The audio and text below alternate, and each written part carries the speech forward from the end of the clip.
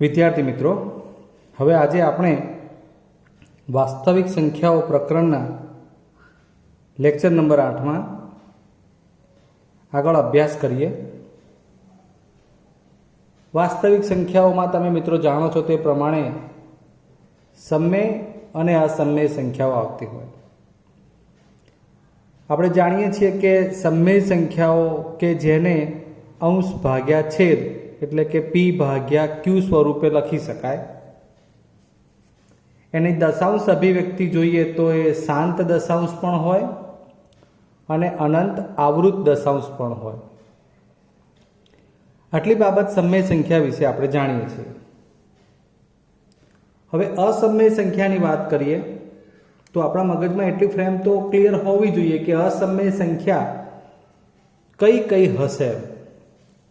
સાદી વાત કરીએ તો આપણે એવું જાણીએ છીએ કે √2, √3, √5, પછી વર્ગમૂળમાં 3 પંચમાંશ, ઘનમૂળમાં 10 કે જેના કોઈ પણ વર્ગમૂળ કે ઘનમૂળ કે એવા n મૂળ જે છે એ પૂર્ણાંક એટલે કે p ભાગ્યા q સ્વરૂપ ના પણ મળે।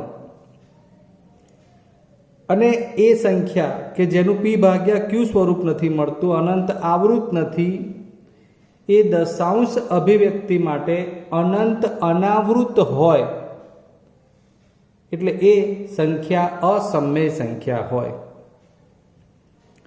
તો આજે આપણે એવી અસમય સંખ્યાને એ અસમય છે એવું સાબિત કરવાનું છે, જે ધોરણ 10ની બોર્ડની પરીક્ષામાં પણ પૂછી શકાય કે √2 એ અસમય સંખ્યા છે એમ સાબિત કરો, એ જ પ્રમાણે √3 એ અસમય છે એમ સાબિત કરો, √5, √7 આવી વર્ગમૂળની અંદર અવિભાજ્ય સંખ્યા હોય, બરાબર છે। વર્ગમૂળમાં અવિભાજ્ય, હું જે કંઈ બોલું છું ધ્યાનથી સમજજો। એટલે વર્ગમૂળમાં 2, 3, 5 આવી અલગ અલગ બધી અવિભાજ્ય સંખ્યાઓ હોય તો એને આપણે અસમય છે એવું સાબિત કરવાનું છે। તો એના માટે ચર્ચા કરીએ તો એના માટે એક પ્રમેયનું ટાઇટલ સમજી લઈએ। 1.3 રૂપે આપ્યું છે કે ધારો કે p એ એક અવિભાજ્ય સંખ્યા છે, એટલે p તરીકે 2 હોય, 3 હોય, 5 હોય, 7 હોય એમ। p એ અવિભાજ્ય સંખ્યા હોય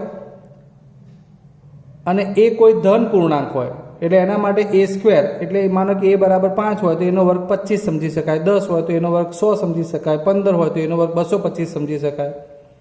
એ એવી જે સંખ્યા છે a² એને જો p વડે ભાગી શકાતી હોય તો એમ કહે છે કે a ને પણ p વડે ભાગી શકાય।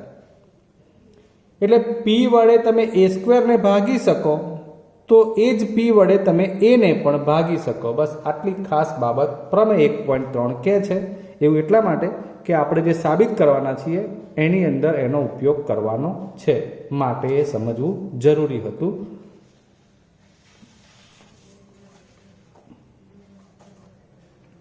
હવે આમ તો તમને √2 અસમય છે એવું પૂછી શકાય, એથી આગળ √3, √5 એટલે આ એક આપણે જનરલ સમજૂતી લઈ લઈએ છીએ √5 માટે, એટલે બાકીની સમજૂતી તમે તમારી જાતે મેળવી શકશો। દાખલા તરીકે હું √5 એ અસમય છે એવું સાબિત કરી આપું છું, એટલે તમારે એ પ્રમાણે √2, √3, √7, √11 આવી બધી અવિભાજ્ય સંખ્યાઓના વર્ગમૂળ કે જે અસમય છે એ સાબિત જાતે કરવાનું। દરેકમાં મેથડ એક સરખી જ આવશે, બરાબર છે। એટલે આપણે અત્યારે પહેલા √5 માટે સાબિત કરીએ કે સાબિત કરો કે √5 એ અસમય સંખ્યા છે। હવે સીધે સીધું અસમય સંખ્યા છે એવું સાબિત કેવી રીતે કરી શકાય? એટલે એના માટે આપણે કંઈક વિચારવું પડે કે આપણે એને ઉલટી વાત કરીએ કે √5 એ અસમય છે એવું કહેવાની જગ્યાએ આપણે એવું વિચારીએ કે √5 એ સમય સંખ્યા છે, √5 એ સમય સંખ્યા છે એવું વિચારીએ। ધારો કે √5 સમય સંખ્યા છે। હવે આવું વિચારે પછી આપણે શું કરવાનું છે તમને હું સમજાવી દઉં। જો √5 સમય સંખ્યા હોય તો આપણે જાણીએ છીએ તે પ્રમાણે એનું સ્વરૂપ a ભાગ્યા b અથવા p ભાગ્યા q પ્રકારનું હોય, એટલે કે √5 બરાબર a ભાગ્યા b એવું થાય, જ્યાં a અને b શું હોય? તો એ અને બી એ શું હોય? અવિભાજ્ય પૂર્ણાંકો. બરોબર, અહીંયા સમજી લેજો. આ અવિભાજ્ય પૂર્ણાંકો હોય એટલે અવિભાજ્ય સંખ્યાઓમાં તમને હું લખીને બતાવું તો 3/5 હોય, 2/7 હોય, 7/11 હોય. પી ભાગ્યા ક્યુ સ્વરૂપની કોઈ પણ સંખ્યાનું સાદુરૂપ આપો, એટલે ઉપર માનો કે કોમન નીકળતો હોય ગુસા કે એવી કોઈ પણ સંખ્યા, તો એ અવયવને ઉડાડ્યા પછી આ જે સ્વરૂપ વધે, સમજો બરોબર હો, એ અને બી છે કે હવે આ એ અને બીમાં એક પણ સામાન્ય અવયવ નથી એવું તમારે વિચારવાનું થાય. એટલે કે √5 એ અસમય છે એવું સાબિત કરવા માટે આપણે એવું વિચારીએ છીએ કે √5 સમય છે. જો એ સમય હોય તો એનું સ્વરૂપ એ ભાગ્યા બી પ્રકારનું હોય, જ્યાં એ અને બી એ અવિભાજ્ય પૂર્ણાંકો છે. એનો મતલબ કે એમાંથી કોઈ પણ એક પણ અવયવ સામાન્ય એક સિવાય મળે નહીં, એટલે કે એનો ગુસા મળશે નહીં. ગુસા એક તો દરેકમાં હોય છે, તો આપ જાણો છો. એટલે એક સિવાયની કોઈ પણ સંખ્યા એ અને બીમાંથી સામાન્ય મળશે નહીં. આ ટોપિક મગજમાં તમારે રાખવાનો થશે, કારણ કે એનો ઉપયોગ આગળ આવશે. ચલો હવે બંને બાજુ વર્ગ કરતા.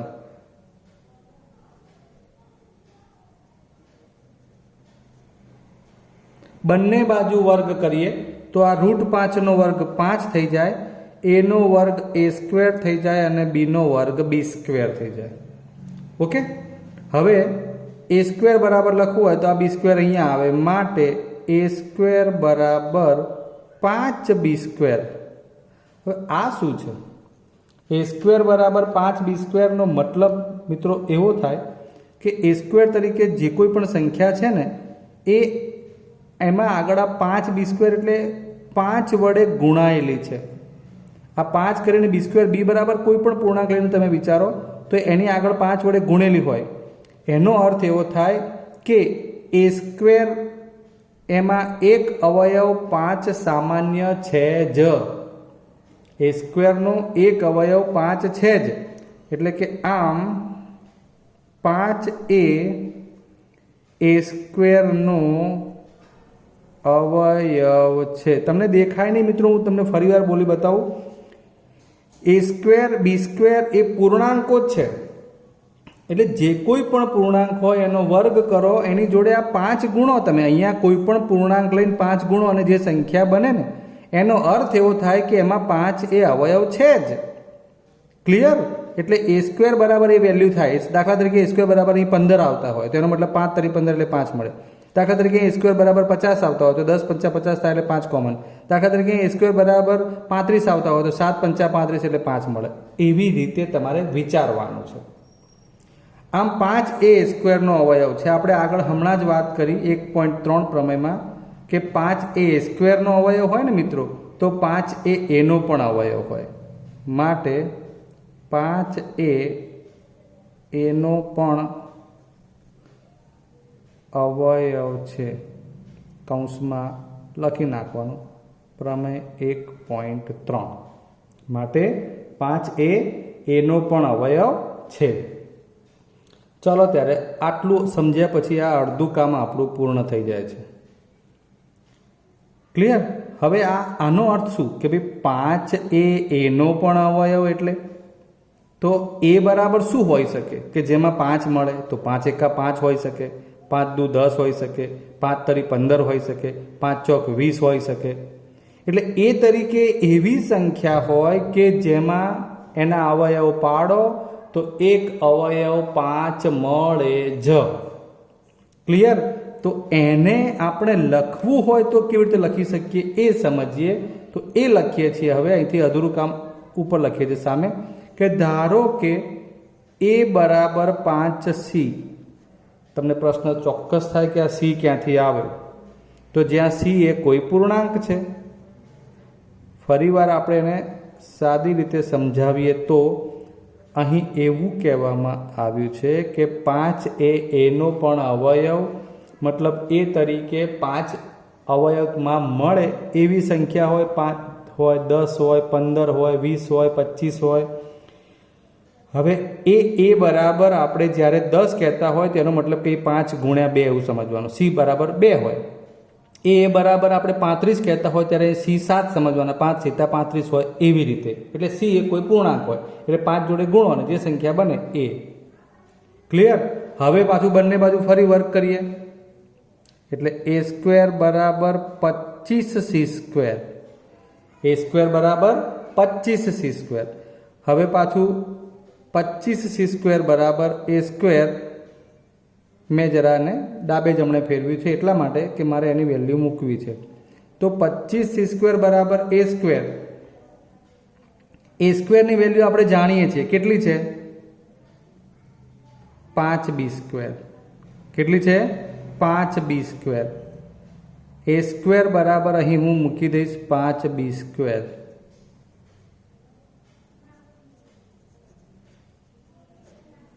બરાબર. હવે બંને બાજુ 5 વડે ભાગાકાર કરો તો શું મળશે? 25ની જગ્યાએ 5 સી સ્ક્વેર બરાબર બી સ્ક્વેર.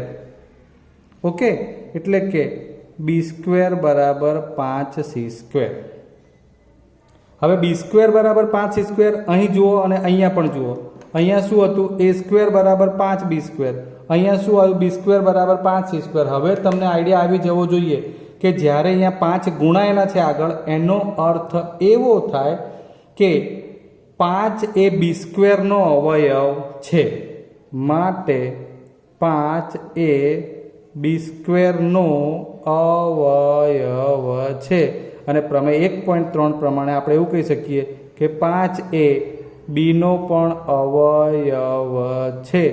પ્રમેય 1.3 અનુસાર. હવે જોજો ખાસ મિત્રો, 5 માટે શું બન્યું? 5 એ એનો પણ અવયવ બન્યો, 5 એ બીનો પણ અવયવ બન્યો. તો એનો અર્થ કે 5 એ અને બી બંનેનો સામાન્ય અવયવ થયો. તમારે પહેલાં આટલો પોર્શન લખવાનો છે, પછી આટલો પોર્શન લખવાનો છે અને હવે લખશું માટે 5 એ અને બીનો સામાન્ય અવયવ બને. હવે યાદ કરો આપણી શરૂઆત. આપણે શું કહ્યું હતું કે એ અને બી એ અવિભાજ્ય પૂર્ણાંકો છે. બરોબર સમજવાનો પ્રયત્ન કરો. અવિભાજ્ય સંખ્યાઓ હોય ઉપર નીચે તો અવિભાજ્ય સંખ્યામાં એક સિવાય કોઈ અવયવ સામાન્ય મળે નહીં. પરંતુ અહીં આપણને 5 એ અને બી બંનેમાં સામાન્ય અવયવ મળે છે. એટલે આપણી જે ધારણા છે કે એ ભાગ્યા બી સ્વરૂપમાં એક સિવાય કોઈ સામાન્ય અવયવ ન હોવો જોઈએ, એની જગ્યાએ 5 મળ્યો. એટલે આપણી ધારણા હતી કે √5 એ સમમેય છે. એના કરતાં વિરોધાભાસ ઉત્પન્ન થાય છે અને માટે કહી શકાય કે √5 એ સમમેય નથી. અર્થાત બીજો ઓપ્શન અસમમેય છે. લખી નાખીએ આને જોઈને કે ભાઈ પરંતુ આ વિધાન એ અને બી પરસ્પર અવિભાજ્ય પૂર્ણાંક છે. તે ધારણાથી વિરુદ્ધ છે. આટલું લાંબુ નહીં લખો ને ખાલી એટલું લખશો ને કે ભાઈ હા 5 એ અને બીનો સામાન્ય અવયવ છે જે ધારણાથી વિરુદ્ધ છે. માટે આપણી ધારણા √5 સમમેય સંખ્યા છે તે ખોટી છે. એટલે કે √5 અસમમેય સંખ્યા છે. ક્લિયર? તમારે આ જ પ્રમાણે √5 સિવાય √2 √3 એના માટે લખવાનું થાય તો કેવી રીતે લખવું એ દાખલા તરીકે હું તમને સમજાવી દઉં. આપણે જ્યારે અહીંયા √2 અસમમેય છે એવું સાબિત કરવું હોય √2 ત્યારે તમે શું લખવાના કે √2 એ સમય સંખ્યા છે ધારો કે, એટલે √2 બરાબર a ભાગ્યા 2, અહીં √2 નો વર્ગ 2 આવશે, એટલે a સ્ક્વેર બરાબર 4b² આવશે, અને માટે અહીંયા 4ab² નો અવયવ, સોરી √નો વર્ગ એટલે 2 આવશે, 2b² આવશે, એટલે 2a અવયવ આવશે. એવી રીતે 2a નો પણ અવયવ આવશે અને 2a b નો પણ અવયવ આવશે, અને એ પ્રમાણે પછી આ લખાણ થાય. સેમ લખવાનું છે. ક્લિયર? √5 માટે જે રીતે કામ કર્યું છે એ જ રીતે આપણે √2, √3, √7, √11 માટે જાતે પ્રયત્ન કરવાનો રહેશે. ક્લિયર? હવે આપણે આ અનુસંધાનના બીજા દાખલા જોઈએ. મિત્રો, તમને મેં √2 અસમય છે એવું સાબિત કરવાનું કહ્યું છે જાતે. અહીંયા આપણે એના જેવું એક બીજું ઉદાહરણ લઈએ કે 1/√2 એ અસમય છે તેમ સાબિત કરો. એટલે ક્યાંક ને ક્યાંક √2 પ્રકારનું લખાણ તમારે અંદર આવી જશે. દર વખતે હવે √2 કે એવું કંઈ અસમય છે એવું સાબિત કરવાનું કે એટલે આપણે ધારણા કરવાની કે ધારો કે એને અસમય લાવવાનું છે, એટલે આપણે વિપરીત વિચારવાનું કે એ સમય છે.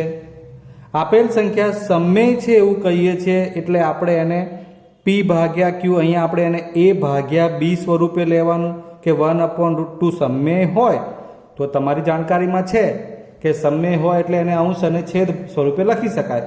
તો 1/√2 બરાબર અંશમાં a અને છેદમાં b, જ્યાં a અને b એ અવિભાજ્ય પૂર્ણાંકો છે કે જેનો ગુસાઅ માત્ર 1 જ મળે. નેક્સ્ટ, બંને બાજુ વર્ગ કરવાનું બીજું સ્ટેપ આવશે આપણું. 1 નો વર્ગ 1, √2 નો વર્ગ 2, a નો વર્ગ a², b નો વર્ગ b². આમાંથી આપણે b² બરાબર બનાવવું હોય તો b² અહીં સામે જશે અને 2a² જોડે ગુણાશે, એટલે b² બરાબર 2a² એવું થઈ ગયું. હવે આમાંથી બગડો આગળ ગુણાયેલો હોય એટલે કહી શકાય કે a² ગુણ્યા 2 દર વખતે મળશે, એટલે આ જે વેલ્યુ થશે એમાં એક અવયવ 2 હશે જ, જે કોની છે? b² ની. મતલબ કે b² તરીકે કોઈ પણ સંખ્યા હશે એમાં ગુણાકારના અવયવ પાડો તો અવિભાજ્ય અવયવમાંથી બગડો તો એટલે કે 2 તો મળે જ. એ અહીંથી સમજી શકાય. b² ની વેલ્યુ 2a² જેટલી, એનો મતલબ કે એના જે અવયવ પડે એમાં બગડો તો મળશે જ, એટલે કે 2a b² નો અવયવ છે. હવે એના વર્ગ માટે અવયવ છે, એટલે પ્રમેય 1.3 અનુસાર આપણે કહી શકીએ કે 2a b નો અવયવ થાય. હું સમજી શકું કે તમારે સમજવું અઘરું છે, પણ સ્ટેપ અગાઉ જે આપણે √5 માટે જોયા એના જેવા જ છે. ક્લિયર? હવે આગળ વધીએ. હવે આમે જો આગળ નીચે લખીએ આમ નામ તો 2a b નો અવયવ થાય એવું કહ્યું, એટલે હવે લખતા આવડવું જોઈએ કે માટે b બરાબર 2c, જ્યાં c પૂર્ણાંક. ઓકે, આ શું આવ્યું? આ ક્યાંથી આવ્યું? b બરાબર 2c એટલે શું? અરે ભાઈ, 2a b નો અવયવ થાય એટલે કે b તરીકે તમે કોઈ પણ સંખ્યા વિચારો ને, એ સંખ્યામાં 2 તમને મળે, એટલે કે એના અવયવ પાડો તેમાં 2 હોય. 4 દાખલા તરીકે વિચારો તો 2 દુ 4 થાય, 6 વિચારો તો 2 તરી 6 થાય, 8 વિચારો તો 2 ચોક 8 થાય, 10 વિચારો તો 2 પંચા 10 થાય. એમ આ એવું કહેવા માંગે છે. એટલે 2 ગુણ્યા આપણે સંખ્યા લઈ લીધી. બરાબર? હવે પાછું એના જ વર્ગ કરો બંને બાજુ. b² બરાબર 4c². બરોબર? હવે 4c² અને b² ની વેલ્યુ કેટલી છે અહીંયા? 2a². તો આપણે b² બરાબર 2a² એ મૂકી દો. માટે 2a² બરાબર 4c². બંને બાજુ 2 વડે ભાગાકાર કરશો એટલે a² બરાબર 2c². પહેલું સ્ટેપ b² બરાબર 2a². હવે આવ્યું a² બરાબર 2c². આનો અર્થ કરો. હવે ચલો, આ a² આગળ બગડો આવી ગયો, મતલબ કે આ 2 એ c² જોડે ગુણાયેલા છે, જે a² ની વેલ્યુ આપે. માટે 2 એ a² નો અવયવ છે, અને માટે 2 એ a નો અવયવ છે. પ્રમેય 1.3 અનુસાર. પ્રમેય 1.3 અનુસાર. આમ શું બન્યું? 2a અને b બંનેનો સામાન્ય અવયવ બને, જે ધારણાથી વિપરીત છે. ધારણામાં શું કીધું હતું કે આ એ ભાગ્યા બી સ્વરૂપ હોય તો એ અને બી એમાં એક સિવાય બીજો કોઈ સામાન્ય અવયવ ના મળે. મિત્રો તમે એ બરોબર ફરી સમજી લો. તમને એમ થાય કે ધારણામાં તો આવી કોઈ ચર્ચા નથી, પણ ધારણામાં આપણે એવું લખ્યું છે કે અવિભાજ્ય પૂર્ણાંકો હોય. એકને એક બાબત ઉપર ખાસ ફોકસ કરું છું કે એ અને બી અવિભાજ્ય સંખ્યાઓ હોય એટલે એમાં એક સિવાય કોઈ ગુસા એટલે સામાન્ય અવયવ મળે જ નહીં. જેમ તમને તો અહીં મળ્યો 2, એટલે આપણે કહી શકીએ કે ધારણાથી વિપરીત છે. ક્લિયર? હવે પાક્કું થઈ જવું જોઈએ. અને માટે 1/√2 એ અસમમેય સંખ્યા છે. આ મુખ્ય 2 ટોપિક આપણે લીધા એવું કહી શકાય. હવે બહુ જ સરળતાથી આવડી જાય એવા બીજા દાખલા લઈએ. ચાલો ત્યારે સાબિત કરો કે 3√5 અસમમેય છે. બહુ ઇઝી છે. એકને એક બાબત દર વખતે. હવે ધારો કે 3√5 સમમેય છે. માટે જો એ સમમેય હોય તો એનું સ્વરૂપ a ભાગ્યા b હોય, જ્યાં a b અવિભાજ્ય પૂર્ણાંક હોય. આવું લખાણ તમારે લખવાનું. માટે હવે વિચારો તો √5 બરાબર a/3 અને b એટલે કે 3b. અહીં a b અને 3 એ શું છે? પૂર્ણાંકો છે. એ પૂર્ણાંક હોવાથી શું બને? a/3b. આ તો આ પૂર્ણાંક સંખ્યાઓ છે. પૂર્ણાંક સંખ્યાઓ અંશ અને છેદ સ્વરૂપે લખીએ એટલે શું બને? સમમેય સંખ્યા બને.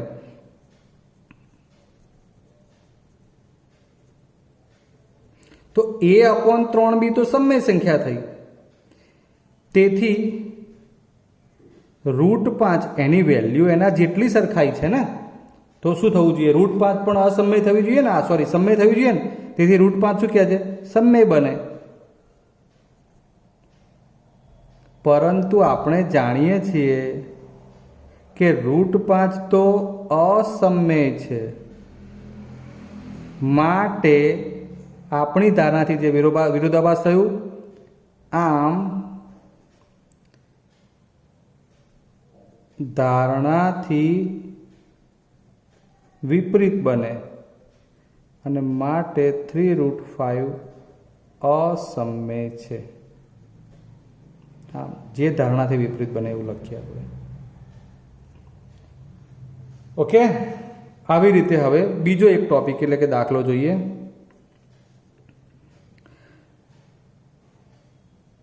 3 + 2√5 અસમમેય છે એવું કયું હોય લાવવાનું. હવે મેં અહીંયા આગળ જોજો, સહગુણકમાં બગડો લીધો છે એટલે તમને એવું પણ પૂછે કે 3 + √5 અસમમેય છે એવું કરો, તો તમને આ જ મેથડથી તમારે એ કામ કરવાનું છે. સૌથી પહેલાં આપણે લખવાનું, ધારો કે 3 + 2√5 સમમેય છે. માટે 3 + 2√5 બરાબર a ભાગ્યા b. a b અવિભાજ્ય પૂર્ણાંકો. બરાબર? આટલું દરેકમાં ક્લિયર એક સરખું જ આવે છે. a b અવિભાજ્ય પૂર્ણાંકો થયા.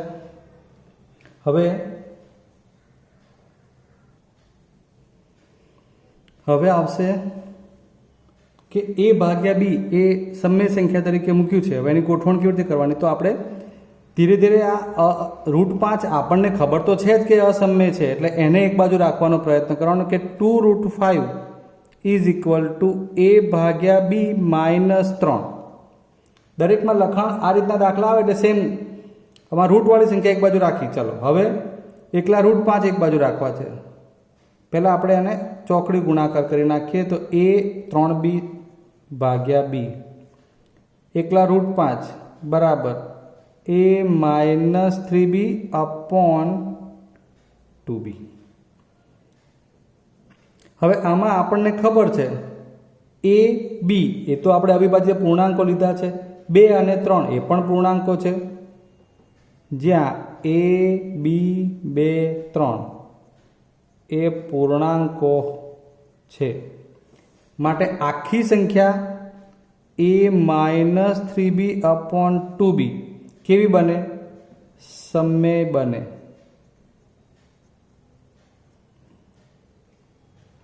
માટે √5 સમમેય હોય. આ આખું સમમેય આવી ગયું. જુઓ, જેમાં a b સમમેય, બગડો તગડો એટલે 2 અને 3 પૂર્ણાંક પણ સમમેય, એટલે આખી સંખ્યા સમમેય કોના બરાબર છે? √5 બરાબર. એટલે √5 પણ સમમેય થાય એવું કહેવાય. બરાબર છે. પરંતુ √5 તો અસમમેય સંખ્યા છે, જેથી વિરોધાભાસ ઉત્પન્ન થાય.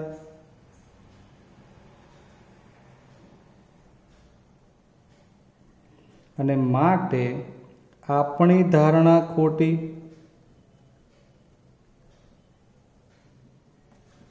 આપણી ધારણા ખોટી છે અને માટે સાબિત થાય કે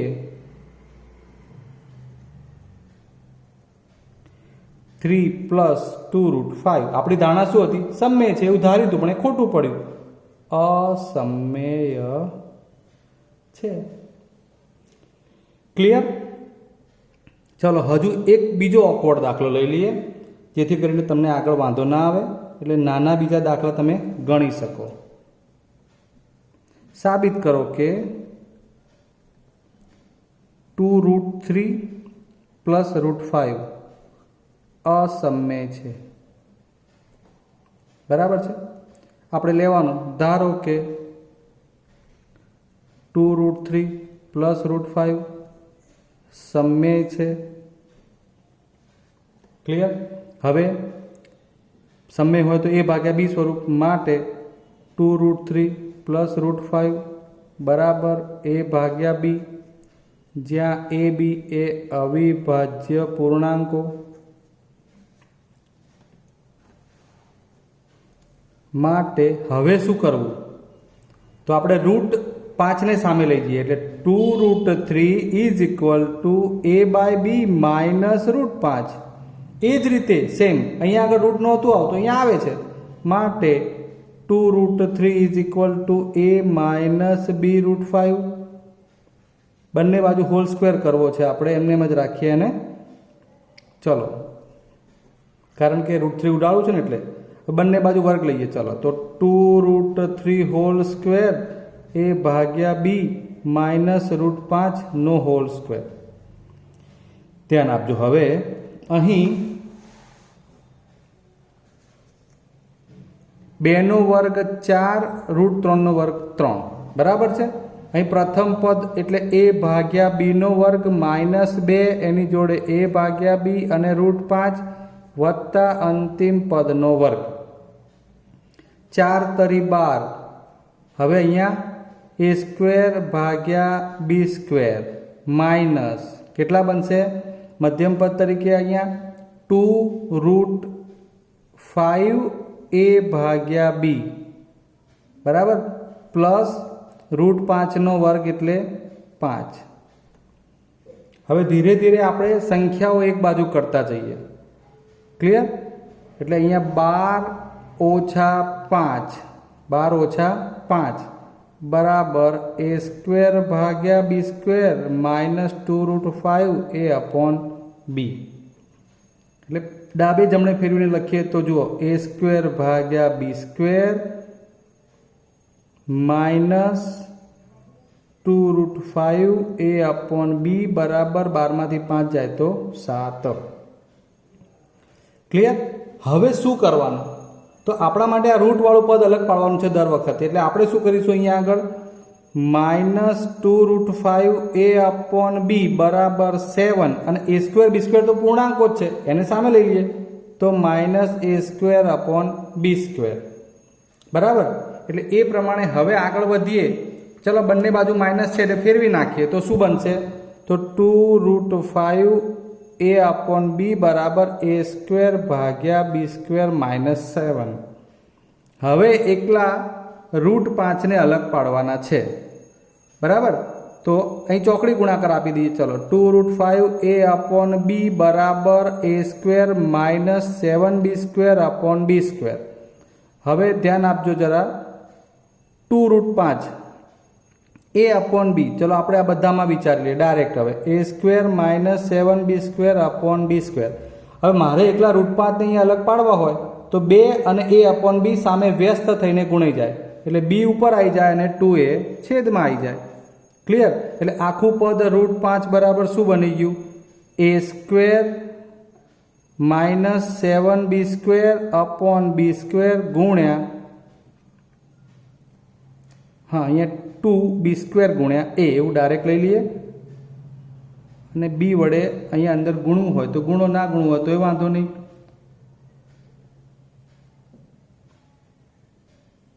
ચાલશે. ચલો આટલું રાખો તમે. આપણા માટે બહુ હવે ડીપમાં લખવાની જરૂર નથી, સાદુરૂપ આપીને. બરાબર? ફરી વાર અહીંથી ધ્યાન આપો. 12 - 5 એટલે 7 લખ્યા છે. a² upon b² minus 2√5 a upon b અહીં લખ્યું. હવે આ પદ એને એમને એમ રાખીને આ સામે લઈ ગયા, અહીં ચોકડી ગુણાકાર કર્યો. ચલો સોરી, બંને બાજુ ઋણ છે એટલે ફેરવી નાખ્યું તો આ માઇનસનું પ્લસ થઈ ગયું અને આ બંને પદો આગળ પાછળ a² upon b² અને -7 થઈ ગયા. અહીંયા હવે ચોકડી ગુણાકાર a² માઇનસ 7b² upon છેદમાં b². હવે મુખ્ય કામ હતું આપણું શું? કે એકલા √5 ને અલગ પાડવા. બરાબર? તો એકલા √5 ને અલગ પાડવા હોય તો શું કરી શકીએ? 2 અને a upon b સામે લઈ જવા પડે, તે એના વ્યસ્ત કરીને ગુણ્યા. હવે આ b² નો b ઉડી ગયા, માટે √5 બરાબર જે વધ્યું final a² minus 7b² upon શું વધશે? 2 અને a અને b. આ મુખ્ય કામ આપણું અહીંયા પૂરું થઈ જાય લખાણ માટેનું. પછી સેમ દર વખત લખ્યું છે એવું જ લખવાનું. એ અહીં a, b, 2 અને 7 એ પૂર્ણાંકો છે, માટે a² minus 7b² upon 2ab એ સમમેય સંખ્યા બને, માટે √5 પણ સમમેય સંખ્યા બને, જે આપણી ધારણાથી વિપરીત છે. સોરી, √5 એ અસમમેય છે, માટે આપણી ધારણાથી વિપરીત પરિણામ મળે છે. એટલે કે 2√3 પ્લસ √5 એ સમમેય છે એવું ખોટું પડે, અને માટે 2√3 પ્લસ √5 એ અસમમેય સંખ્યા થશે. ક્લિયર? તો આ વિડીયોના ડિસ્ક્રિપ્શનમાં પણ આના આધારિત દાખલા તમને આપવામાં આવેલા છે, જે તમારે ગણવાના રહેશે. મિત્રો, અહીં આપણે એવું કહી શકીએ કે તમારું થિયરિકલ મોટાભાગનું બધું જ કામ પૂર્ણ થઈ ગયું છે. હવે તમારે પ્રેક્ટિસ વર્ક કે અન્ય સામાયિકમાંથી ટૂંકા પ્રશ્નો જાતે ગણવાના થાય છે, એ તમારે પ્રેક્ટિસ એક્સ્ટ્રા કરવાની રહેશે. ચલો ત્યારે, જય હિન્દ.